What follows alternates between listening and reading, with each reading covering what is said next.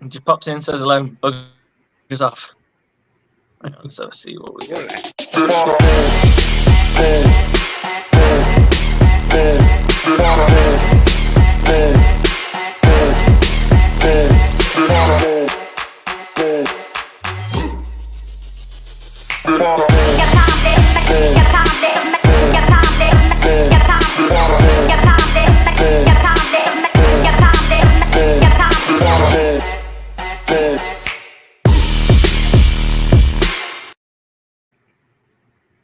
The aftermath. I'm joined by Johnny Dean from NFL Edition and the man, the lead writer of Bucs Report, JT Olson, in the house as well. Normal co-host or bro host isn't here today. AJ is looking after his lady, and I mean looking after by taking her out and enjoying each other's company, not that she's ill or anything like that. So he's out. He's not unable to join us, but I'm joined by two dudes right now. So let's talk about the big story of the day, which for us is, well, for me, it's Lavonte David. I got kind of breaking news right now. It's not Bucs related, but it is breaking. Orlando Brown is signing with the Bengals. So that's a big addition. Nice. Oh, now Lavonte David. So I'm going to go around the. Yeah. You happy with that one? I didn't hear that one. Are you happy with the signing? I take it you're happy with the signing, or was there another signing that you were a bit more excited about? Oh, I was waiting on Lavonte David all day. I was driving Greg Allman nuts, man, messaging him going, "Where's Lavonte David going? Where is he going? Come on, man." Oh, dear. Yeah. What about you, JT? How did you find it? I was stoked about it. I feel like the Jamel Dean signing was probably more important to the defense when you consider, the age of the two players. But I'd be lying if I said I wasn't more excited about Lavonte coming back. I mean, he's just one of the all-time great Buccaneers, future Hall of Famer. I don't want to see him wearing a Lions jersey or a Bills jersey or anything else. He is only red and pewter for life. Not only that, you notice that he didn't take a big paycheck, right? Yeah, I know that he could have been offered more than that outside. So I think that he took that just to stay with the Bucs. And you think of the cap relief that you get from this. He only counts 2.4 against the cap this year. He counts an avoidable year next year as 2.4. And then the year after 2.4. But what it does do, and what a lot of people haven't realized, is his void against the cap this year, if they had not re-signed him, would have been $6.8 million. Yep. So they cleared that, kept the guy, and realistically prorated that into a couple of years. And if they decide to re-sign him again, they keep going. Yep. I think it's a year-to-year thing with Lavonte right now. I think that's how they're going to go play it out. So whenever he gets ready to retire, he'll still be at the Bucs that way. Hopefully, I don't want to see him anywhere else. Yeah, it feels like they have to bring him back after this year. I mean, because then you're in a situation where Lavonte David's going to be back on the free agent market, and Devin White potentially could be on the free agent market, and you don't want a position where both of those guys could be gone. Absolutely, yeah, I think so. And Lavante's play hasn't really dropped off at all, really. He's 140 tackles last year, man. Come on. No, it hasn't dropped off. Exactly. So, $7 million's kind of chump change right now, realistically, for us. You want to know a fun stat I was looking at yesterday? Y'all, go for it. You're familiar with Brian Urlacher, Hall of Fame linebacker? Yeah. Pretty good football player. No hair, then no hair, then no hair, then hair again. Yep. In 5 fewer games in his career, look, Urlacher retired at, I think, 170. Lavonte's at 165. Lavonte's already got more tackles than Urlacher did in his whole career. Yep. If you look at Lavonte's stats versus Ray Lewis, now I know Ray Lewis is a legacy player. He's a generational player. But right up until you get to interceptions, Lavonte and Ray are almost neck and neck right there. Just like that. Of course, Ray took the interception thing a whole different level because he could read that quarterback. That's why they played him the way they did. They played him like a partner to Ed Reed. You know what I mean? Mm-hmm. For sure. So Book Score Gang in the house has brought out this one, and I think we should address the Zeke elephant in the room. What's everyone's opinion on this? I posted that everywhere just to run around, just to get the rumors going. But you're the reason this exists. Yeah, probably. You're ruining my day. How many of us actually want to see this happen? If I'm going for a top running back in the league right now, I'm heading for Henry. All right. If I'm going to go out on a limb for a running back, it's not going to be Zeke. It's going to be Henry. That's plain and simple, man. Because can you imagine how much of a weapon that would be for Trask to make that his transition into starting role so much easier, or Baker, whoever wins out. I don't see it that way, but I think if they don't go with Trask at least a few games, then Jason Light's job's on the line. Because that was a second-round pick. That's a high draft pick. You could have got a starting caliber anything on the board that would have already been playing if you hadn't went for Trask. So if you don't play Trask now, this year, at some point, starting, because Baker's going to have to learn the verbiage. He's going to have to learn the playbook. Trask has been sitting there. He knows the stuff. Starting, if you don't work out, then put Baker in or use Baker as a backup. Well, whatever you do, you got to play Trask.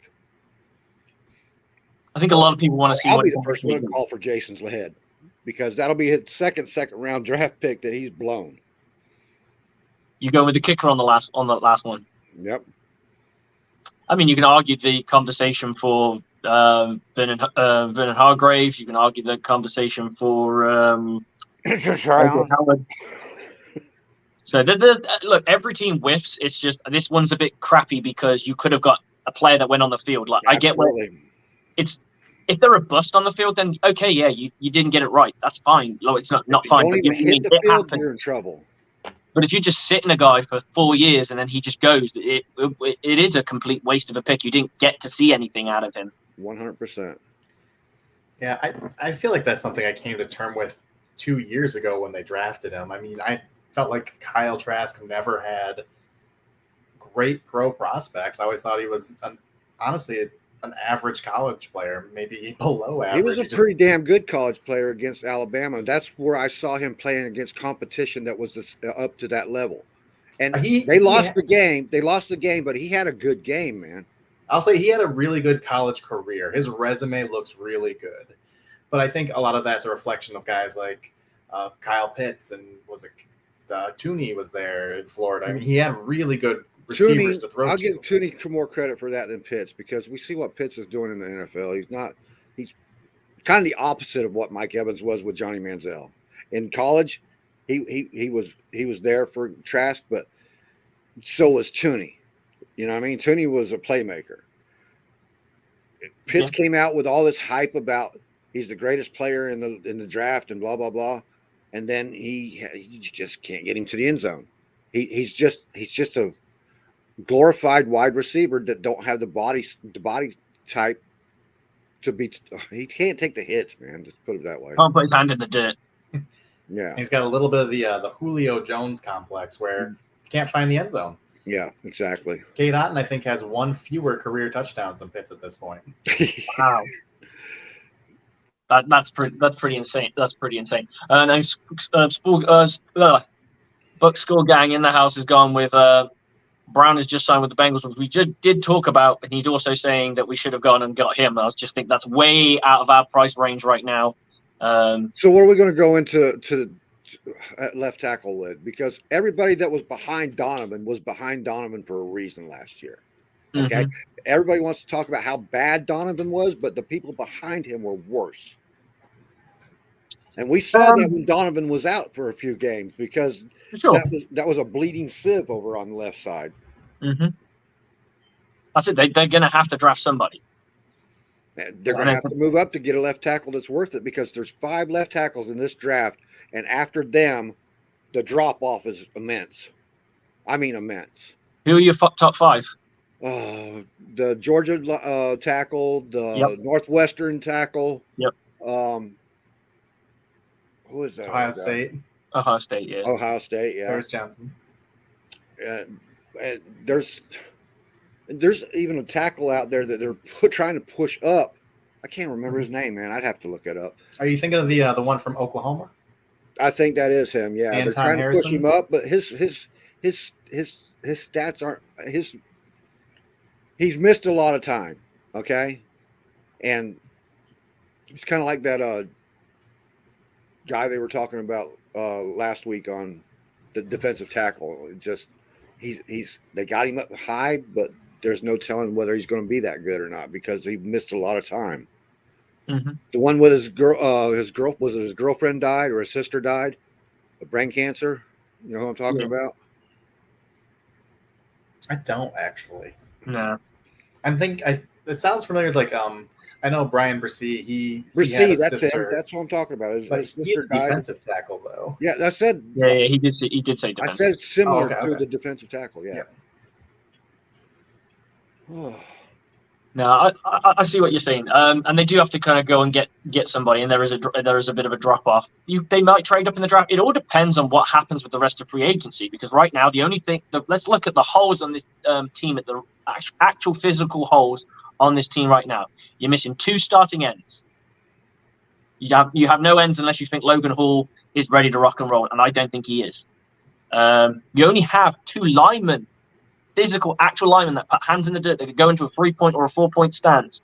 You only have 2 on the actual roster, and that is Vita Vea and Logan Hall. So you're going to have to sort that position grouping out 100%, and you're probably going to end up drafting somebody in there as well.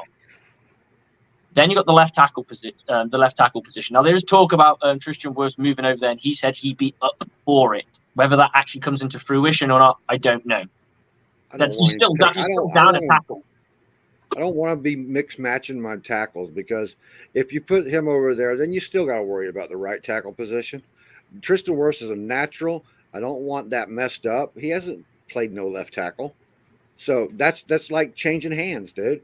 You're on the completely opposite side of the field.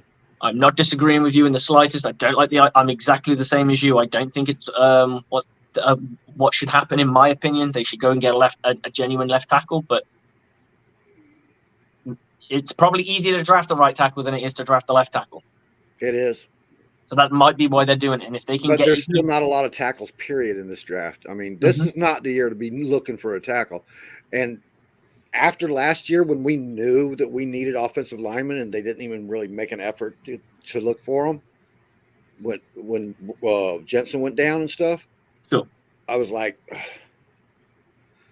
come on, man. Maybe Light will pull a rabbit out of his butt like he had with Marpet. You know what I mean? Go find one in the 3rd round. I mean, you look at some of the tackles across the league that are considered elite. There's a fair few that are in the 2nd and 3rd round. I mean, Bakhtiari, I think he's a 3rd rounder. Man, did you see the teams San Francisco lost both their tackles. Mm-hmm. The teams around the league, they're bleeding tackles right now. So there's going to be a battle for tackles this year. Mm-hmm. I do like this draft class, though. I think there's a lot of good tackles to be had. I don't think there's a lot of great guards, but I don't see the great tackles in this draft class. Well, I really like Darnell Wright from Tennessee. He'd be a right tackle, and Wirfs does flip over to the left side. I think he's really athletic. I think he's got a lot of really good assets to him. Dwan Jones, another right tackle, the guy who's 6'8", 375, and moves really well. A guy like Jalen Duncan out of Maryland, I think he's a really good athlete. He's a little bit on the lighter side. He's green as hell, though, man. He's going to have some. That's a developmental tackle. I follow Maryland 100%. That's my wife's school. The first college game I went to was Towson. You know what I mean? So yeah, I follow those guys. He definitely has really head scratching moments where you can tell it's just failure of technique. Yeah. But there are other times where he just looks great. He's inconsistent, but the highs look really high and the lows look really coachable. Yeah. That's how you got to approach it. But they could still, there's no reason that they can't go up in the draft. They did get some comp picks. I think they probably need a bit more than comp picks to get back into get to go higher in the number one spot. And then you've also got the safety position. That's still, there's only one safety signed to this team. The cornerback position's now kind of been rectified. You got D. Delaney coming back. You got Zion McCullum already there. You got Colton Davis, and got Jamal Dean. So that's 4. I also believe there's somebody else. I did have it written down. Bear with me a moment. No other. There is somebody else, but no one of big name. So that's something you're going to look at. If they do end up cutting Leonard Fournette, it's not a starting position because they're probably going to go with Rachaad White as their starter, but you're probably going to have to draft somebody with a comp pick or a 4th. Well, we don't have a 4th, sorry. With a 5th, maybe a 3rd. And then there's the tight end position. Do they go after another vet? That I'm not worried about. You can get a tight end in this draft late. I mean, there's last year there were 4 tight ends ranked in the top 50, and this year there's like 17. Mm-hmm. So this is a loaded draft with tight ends, man. Yeah, and you've got to go get one if it's that loaded because you want to go and get some bang for your buck. It's just whether I'm talking about more like the veteran presence in the locker room more than anything. But we saw how that shook out last year, so it doesn't mean anything. I'd like to pick up another tight end that could help on the O-line. Is there a particular tight end that you like and you would target? I've been looking them over, and I haven't decided on any one particular one yet or what round to look for them at yet. I wouldn't go for one before the 4th round right now. I really like the Michigan one. He looks Schoonmaker. Mm-hmm. It's got a good name too. It does. Gotta love a gritty Big Ten tight end. Yeah. I like my offensive line to come from the North, man, or defensive line, really, because I like the big boys. I go to the South for the skill set players because that's where they groom the skill set guys in the South. But just as much as they groom the skill players in the South, they groom the hogs in the North, man. They really do. Yeah, I mean, you look at Big Ten, Wisconsin, they've been offensive line forever. Michigan's offensive line, Ohio State. Skoronski's out of Northwestern. Yeah, they just pump them out. Yeah, Skoronski. I wish we could grab him, dude. I really do. That would be my dream pick right there. Him or the linebacker Nolan Smith, man. That guy is amazing, dude. And not just because of the combine. His 40 times solidified what I thought about him already. When I saw how fast that guy was, I was like, holy shit. I think he's going to be a beast that can run is what he is. I don't know how you could compare him to anybody else. Maybe a rate. No, I ain't going to compare him to nobody like that. No. But here's a question for you then. So you're picking number 1, and he's there. Would you pick him? No, I think he should land right around the. All right, so before the combine, he was rated 21, okay, which was comfortable range for us. After the combine, after he ran that amazing S40, he jumped up to what was it? I think he's at 16th in the rankings now. Mm-hmm. So that puts him. I mean, we moved up for Tristan, right? Right.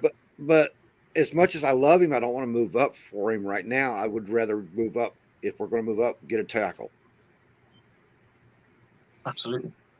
That's what I think. I want to get a tackle. I could probably live with Anton Harrison and just see what we got there. But if that's what the pick is, that's what the pick is. But some people have that the Georgia guy. What's his name? Jones. Broderick Jones. Yeah. They have him coming to us, which would be nice. If he's within range to maybe 1 or 2 picks ahead, if we have to jump up a couple of picks ahead, grab him. Yeah, I'd go that way all day. Yeah, I think he's the best case scenario for the Bucs. Yeah, I think so too. And I want to talk a couple of things. We have some restructuring going across our team just to try and show up some cap space. Now, this does come into the voidable year, so get ready for this. Ryan Jensen in 2025 will count 11.8 million against the cap. Chris Godwin will count 18.8 million against the cap. And then it kind of goes significantly down. In 2007, which is quite a while away, we've got 6 different players with voidable years on their contracts. So hopefully I think the good thing about these voidable years is it usually kind of forces a team to re-sign them, especially if they're good. It doesn't hurt. I think it's just amazing that Ryan Jensen is still with us because you remember last year he was the rumor was he was going out. He was out. He was only here because of Brady. Well, Brady's gone. He's still here. So Evidently not. I mean, he came here. Is it the year before Brady came? Yeah. That was his first year with us, Yeah. and then he stuck around there. But his contract ran out, and he re-signed because of Brady. Yeah. He's re-signed for 3 years. So yeah, look, it is what it is. We'll take what we can get. He's an amazing center. But let's look at this offensive. Let's look at this offensive line. We did re-sign Aaron Stinnie, and we saw what he did in the Super Bowl, where he put a bit of name. He was kind of expected to be the starting left guard, wasn't he? Until he went down during training camp. Yeah, I didn't see that much out of Stinnie, so yeah. No, it was limited what we saw. Yeah. In all fairness, but at the moment, the interior seems pretty set with what they want. I think they're going to go with Stinnie. I think it could go Leverett, but then there's Robert Hainsey. Where are you going to put him? Guard. Robert Hainsey he's a natural guard. That's his natural position is guard. So Hainsey had a really good year at center. He really wasn't that bad at all. He was, they were circling the wagons too. Come on, man. You saw how bad the offensive line was when it come to run. All right. Mm-hmm. Yeah, for sure. But I'm just saying he put a good step forward. So I think he's more than likely going to be one of the starters. It's whether they go with Stinnie or Leverett. And the major thing that Jensen bring. Go ahead. And obviously, Geteke can go for a sophomore ride. There's no reason he couldn't.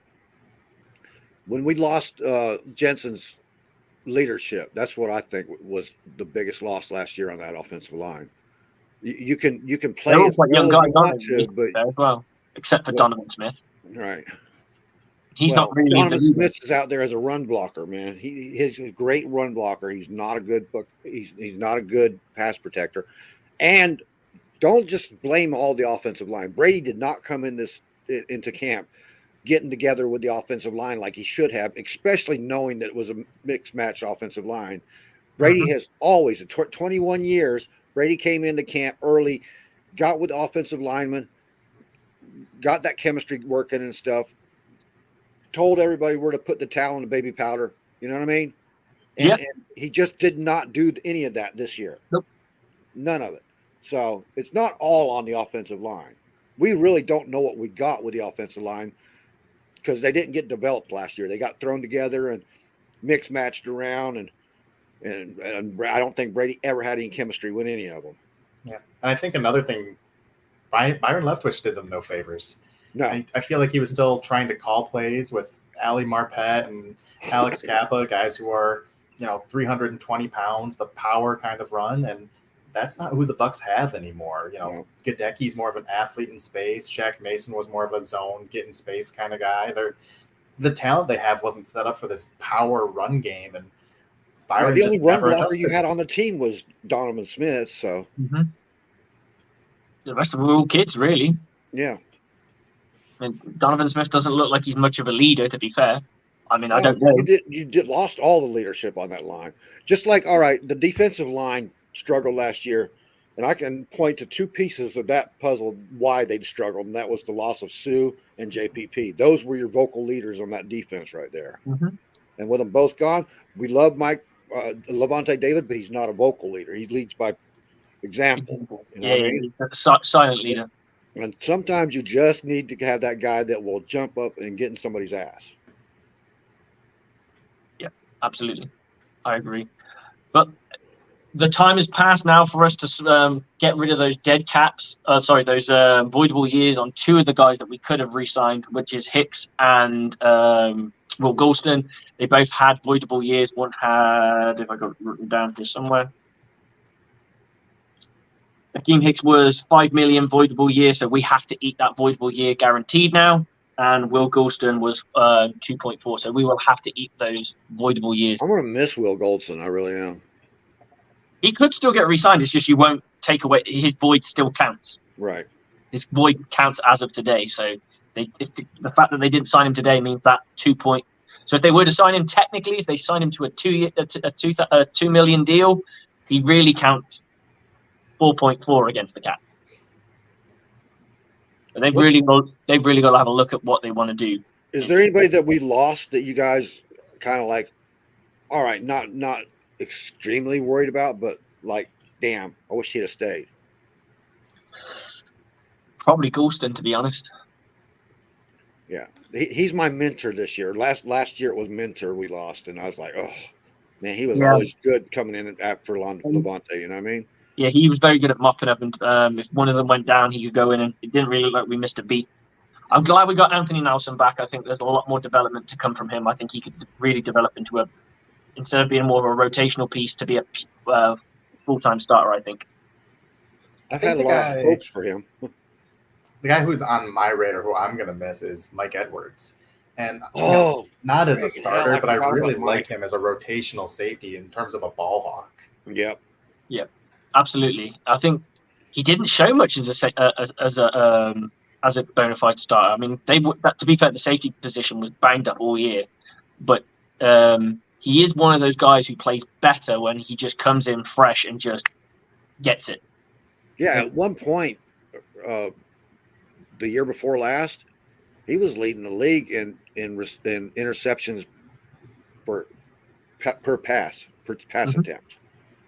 By a mile too. It wasn't even close. He was like the closest one to him was 1 in every 82, and he was around 1 in every 40.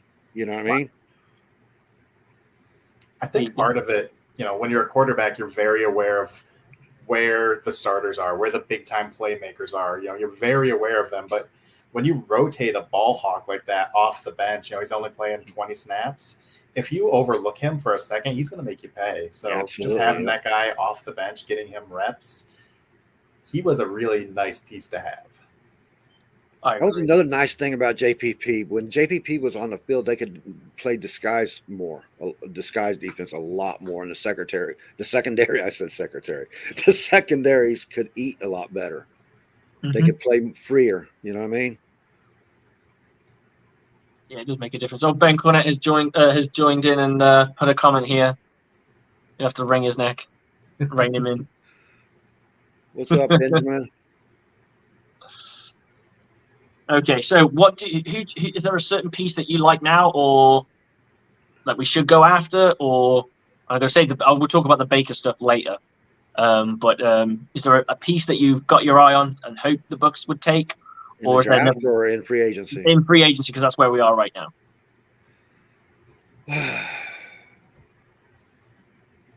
Well, to be honest with you, Donovan Smith's still sitting out there. If we brought him back, I wouldn't worry. I would not be hurt. Honestly, stranger things have happened. Yep. If no one goes for him, you might be able to bring him back on a $2 million deal.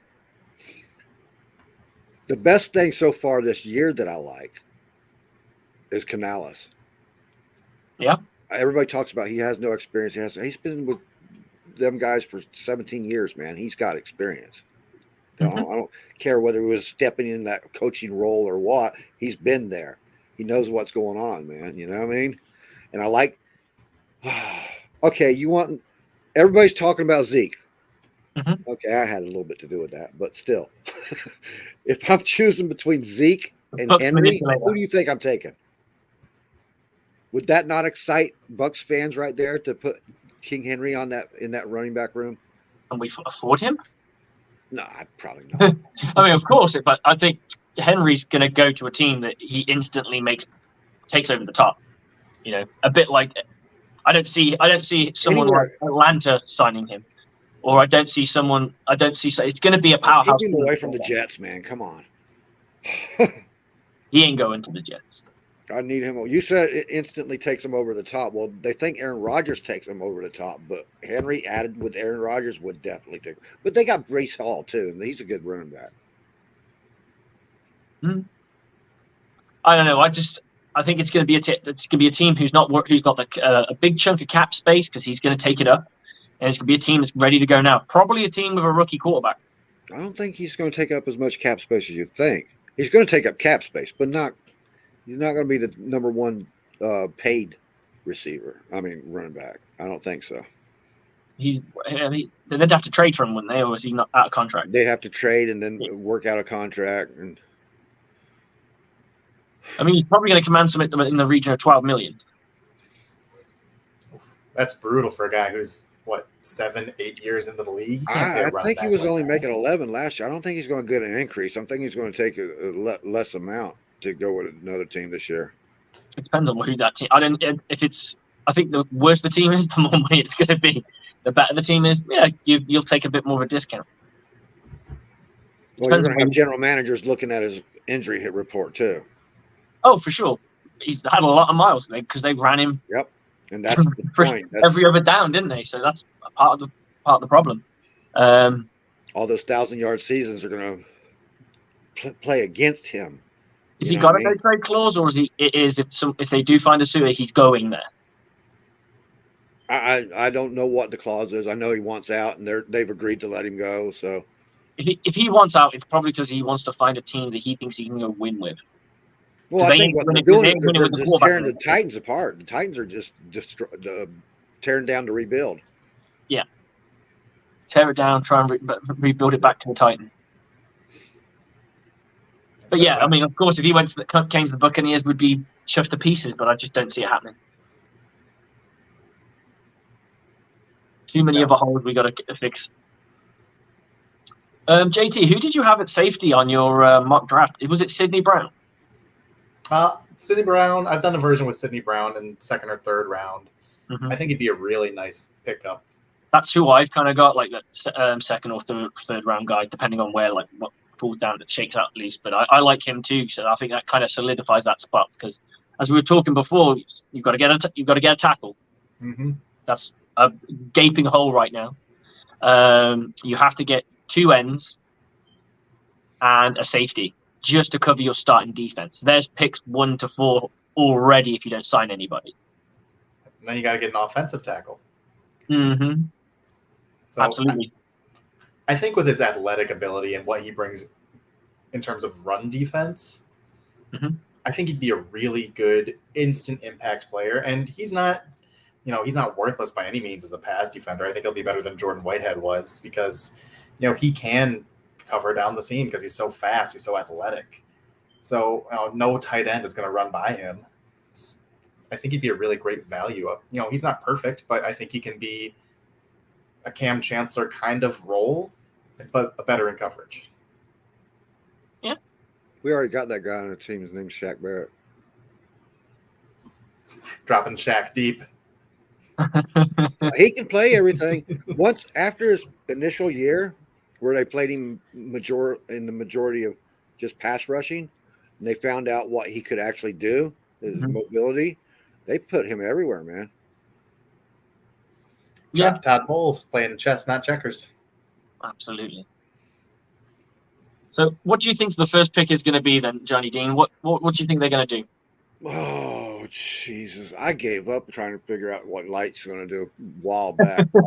His first 2 rounds, all right, he hit the ball out of the park with Tristan Wirfs. But other than that, his first 2 rounds are usually kind of weak. You know what I mean? He shines in the 3rd round.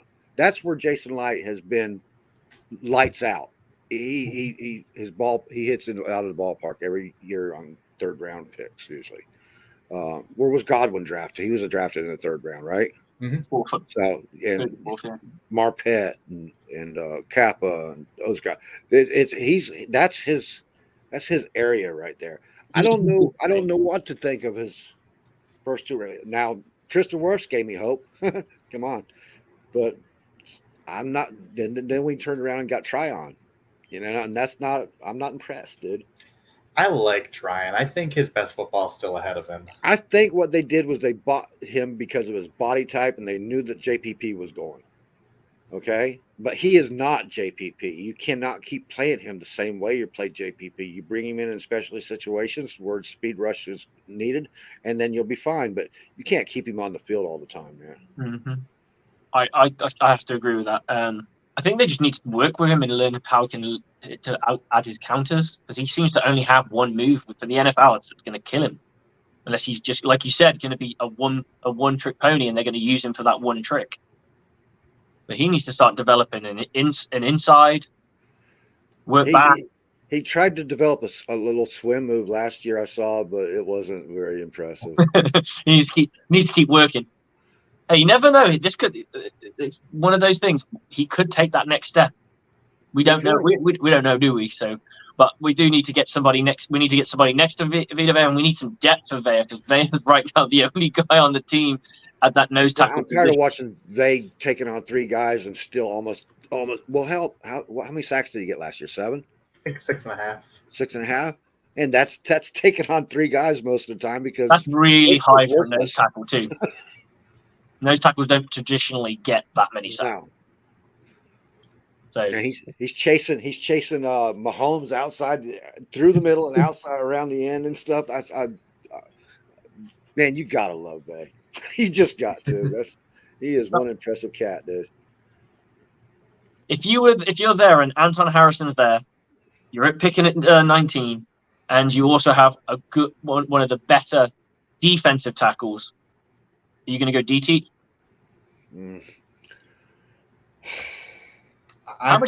Here's my question for you: how big is the drop off from Anton Harrison to the next guy? I would probably wait and get a DT later on if I needed to go after a DT. I don't know what they're going to do.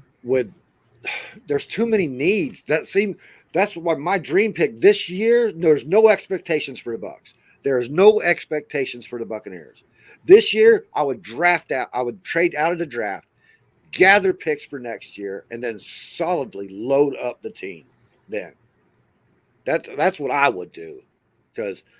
But then again, coaches can't see it that way because they have to play for each year. Their job's on the line. Absolutely, that's what I was just about to hit. I was going to say it's all well good saying that, and if we turn around and have a, I don't know, 2-win season, you're going to turn around and say, "Oh yeah, well that's why there's no dynasties anymore. The only ones that get away with that stuff are like the Patriots and Steelers and stuff who are so well established that they can do pretty much anything they want to do." Absolutely. If we had been a dynasty, we could get away with something like that at one point. Ben says he wouldn't be surprised if the Bucs moved out of the first round for more picks. To be honest, it's not a bad shout. It depends. It's depending what the offer is to move down. Because you can always use those picks to move back up into the second. If you have if you end up getting a 4th round out of it for trading down, then you can put a couple of those comp picks together, and then you get another 3rd round pick. It might be worth doing. It all depends on the drop off of what's available, right? What you've got. If you can get somebody that's going to start now, and you believe that he can start now, then you're going to draft it. If you believe that he's still going to be there if you drop a couple of spots or you drop out of the first round, then you may as well do that. But there's risks to doing that stuff. I think what's nice is this draft is not super impressive and elite top end talent, but it's super deep. I think there's not a ton of difference between pick 30 and pick 50 and who the Bucs could draft. So if one of those top guys doesn't slide, like a Broderick Jones or a Brian Branch is a guy I really like, trading back makes a lot of sense. You can get, a Jalen Duncan or a Matt Bergeron, pick your tackle. You can get a Will McDonald as your pass rusher. You get a couple of those guys instead of one. What if Joey Porter Jr. is sitting right there when we pick? I could live without Joey Porter Jr., especially with Dean coming back. Yeah, you got to think about you got to think about Winfield's contract next year too. Yep, for sure. That's why I was worried about these voidable years, to be brutally honest. But most of those don't hit to 2025, so I'm not too worried about that right this second. There's nothing that really hits home in 2024. But let's talk about the Baker-sized argument that everyone has been on the lips. I know that it's not somebody you wanted, Johnny. I know it's not the person I wanted. I'm pretty sure. I'm going to guess it's not the guy that JT wanted either. So let's go with you, Johnny. Tell me about the pick and tell me, about the guy and who you would have rathered. Well, I would have rather Brissett if we go after the same type of player because the contract itself tells you that he's a bridge quarterback. They're going to try him out for a year to help as a vet. And that's what, the same thing has happened with where Brissett went with Washington. They got a rookie quarterback there that they need to bridge into his play time, and that's what he's there for. That's what the contract says to me. When I looked at that contract, that's what they both said to me. They got a bridge quarterback to help the rookie out in case the rookie falters or something. They got an experienced guy that can go in. Absolutely. JT, who did you have, and what do you think of the Baker signing? I think there's some good and some bad in Baker. I like that he's coming with a little bit of experience in this Sean McVay style offense. You know, he played with the Rams for a month last year. I think he's got decent physical tools. You know, he can throw the ball 50 yards downfield, so I think we'll get more of a vertical element. And then the bad, you know, he's got one of the most punchable faces in the NFL. Number 6 is one of the ugliest jersey numbers on any player. And, you know, he just comes off as a tool. So there's a lot of things I dislike about Baker. You know, even as a football player, he's careless with the ball at times. I think he's kind of boneheaded. He goes off script too much for me a lot. I mean, yeah, he's hero ball stuff, man. Come on, dude. He's just kind of another incarnation of Jameis Winston in a lot of ways. So, you know, Very much. A lot of people do feel that. He's got all the physical talent in the world, but the headspace thing, you know. And people say, well, he's never had him, but he had Odell Beckham and those guys in Cleveland when he was there. Okay. Mm-hmm. He's the reason they wanted out. All right. So don't chase Evans away, dude. Whatever you do. I'm pretty sure Evans knows that this guy's got a 1-year deal and he's gone. So right. He's just got to stick it out. And plus, he's coming into a team that's all got a lot of these guys have got rings. He has no business getting chopsy or mouthy with anybody because they're going to say, "Where's your ring? Sit down and shut up. Throw me the ball properly." Because you know, having a bunch of divas is fine, but having guys who've been there, done it, won it, and are established big names as well, who've done it on this team, then it's a little bit more different. He's the odd duck out, and he has to kind of try and fit in our team. Right. Who would you have gone with, JT? I like Brissett. I mean, he's a guy I thought really fit the Bucs well. You know, he's accurate. He's, you know, a little bit more conservative, which I thought would suit Todd Bowles. He's not going to hurt this team. And if Canales is really looking for a point guard to distribute things, you know, Brissett's not going to make magic happen outside of structure, but, you know, he is that point guard mold. You know, he's the game manager who it seemed like we were looking for. Absolutely. So for me, what I don't all of the above of what you guys have been saying about Baker, immaturity, attitude, it's all those kind of things, kind of egotistical. Those kinds of the red flags that I see. What I do see is big playability at times, and again, like a little bit more like you said, Jameis Winston-esque in approach, trying to play hero ball, trying to be the man rather than being like a distributor. And I did like Jacoby Brissett. I also did like Gardner Minshew myself as well. I just like that guy's jibby. It's like a nice version of Baker Mayfield without the picks. But unfortunately, we didn't go down that way, and we go with a $4 million contract, a $4 million contract with a 4.2 in incentive. So I'm sure those incentives will be those ones that are pretty easy to hit. So that's the best part about the whole signing is the price tag. Yeah, absolutely. Yeah, that saved us a little bit, and it saved us from having. We'll still get it. You know, we're going to draft a quarterback somewhere along the line. You know, we have to. You have to go into the season with 3 quarterbacks on your roster, at least. Look what 49ers had to go through. Yep, absolutely. Ben Cornet's just popped in and said the co-host. Yes, I saw that. He is a huge fan. Well, I won't say huge fan. He wasn't originally on it, but he is now. So he kind of jumped on that plane. You talking about Anthony? No. Yeah, AJ Turner.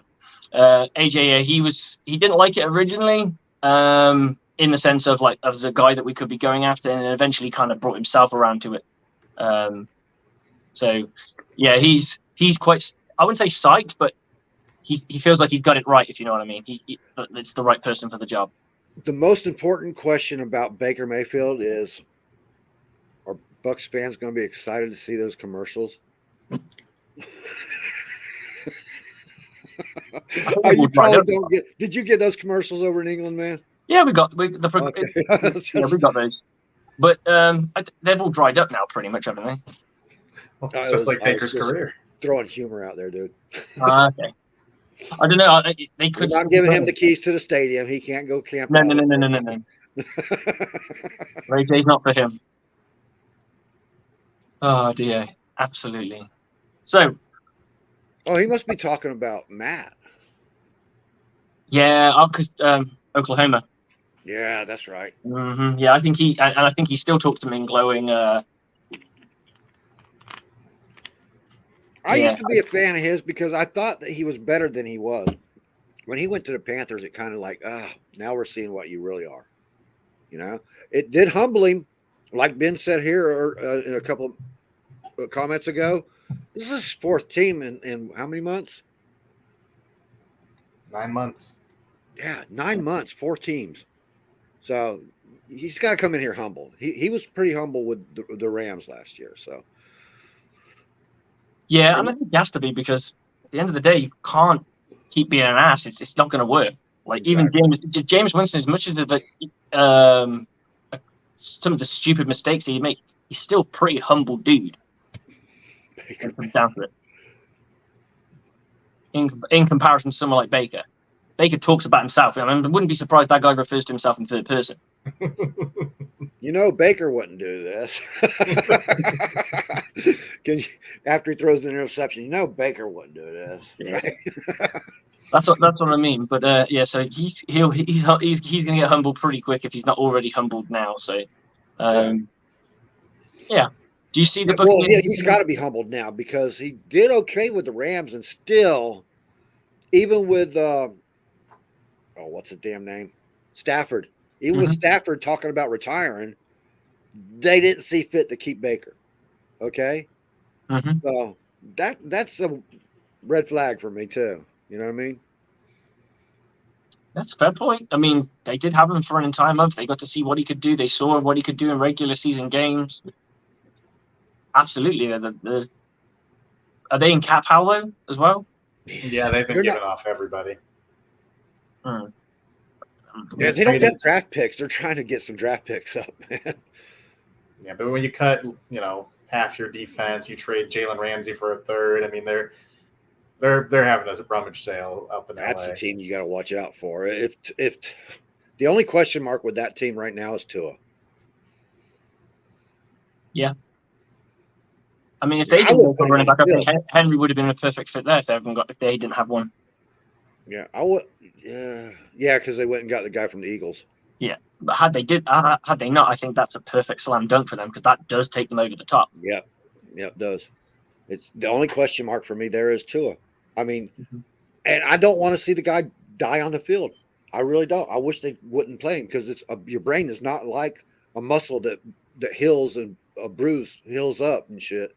It's like a tomato, and when you get that bruise, the rest of it's okay, but that bruise is that bruise. It's still there. It's going to always be there.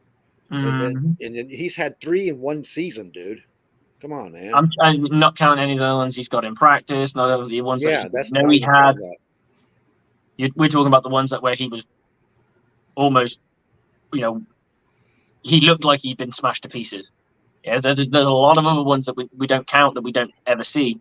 So it could have been his 15th concussion, and we wouldn't have known about it. Right.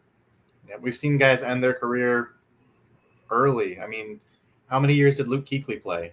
And he was one of the all-time great linebackers I've ever seen. And I feel like, even though he was in Carolina, I feel like we got robbed of his career because of concussions. The thing that gets me is they got the guy that got out of football because of concussions right down there in Miami on the staff. Is Amendola or the other one? One of the 3 clones of Wes Welker. Whatever. They were all clones, but this one, you know who I'm talking about, that got the concussions constantly, went to Denver and got more concussions and they had to leave the game. I can't remember his name, but I think I vaguely recall who you're talking about. Well, he's on the staff down there, and you would think that he would like, you know what? I may not want to see this kid end up like us. That's a fair point. Yeah. Well, is there any other big moves that have come out?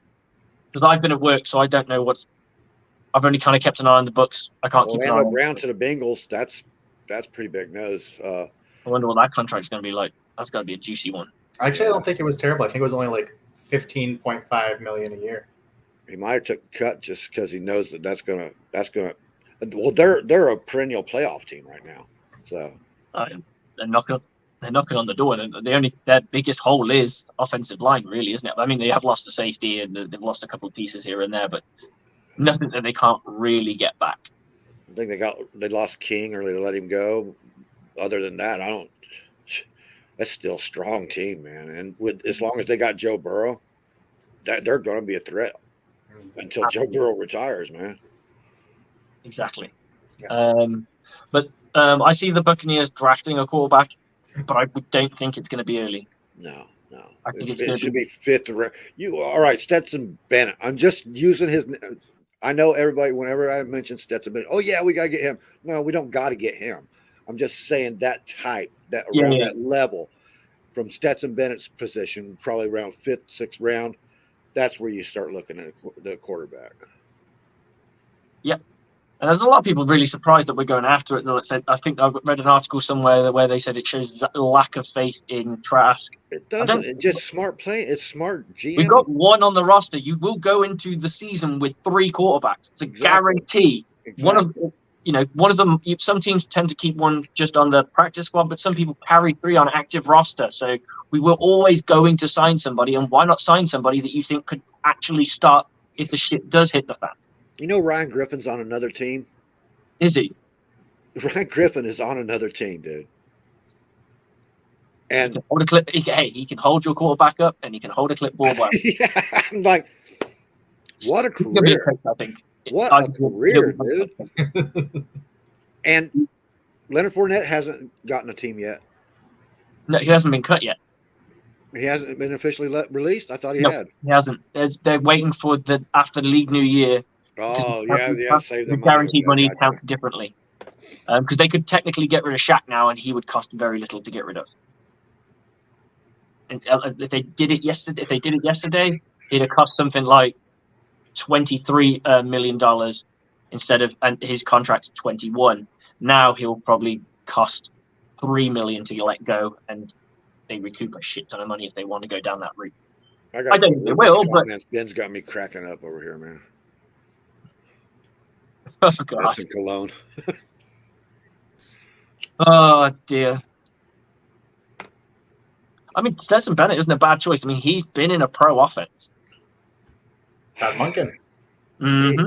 He's got a lot of growing to do. Development, excuse me. I don't think he can grow anymore. I think he's done growing. He's a full-grown man now, but yeah, he's got development to go, and then his age is a factor too. So, yeah. But he's Baker Mayfield without the talent.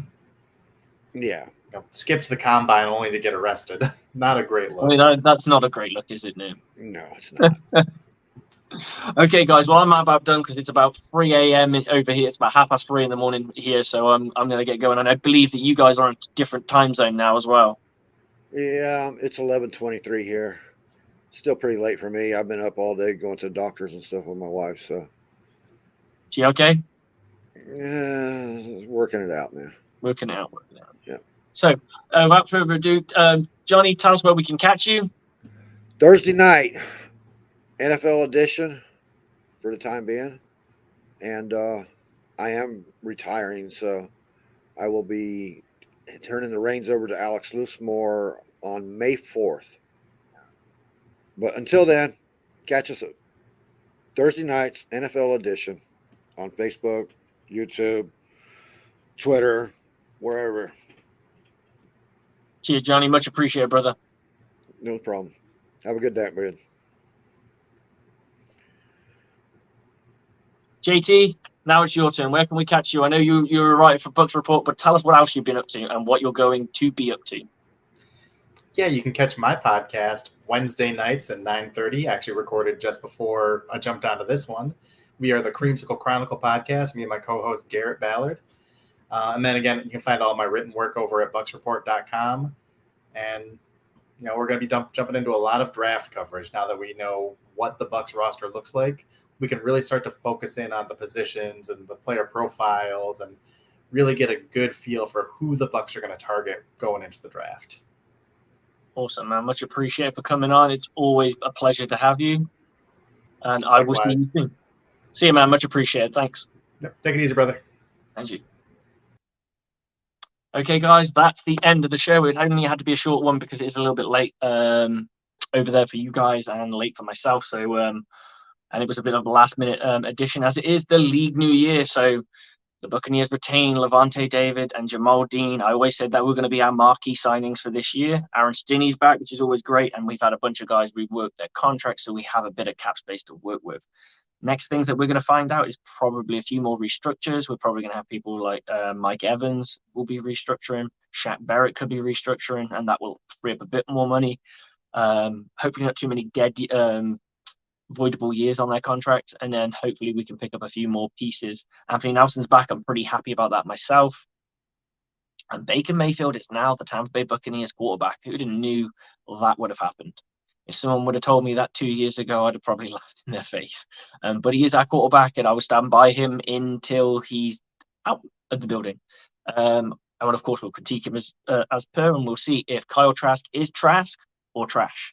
Till then, guys, I will see you on Monday, where we are our usual regular programming.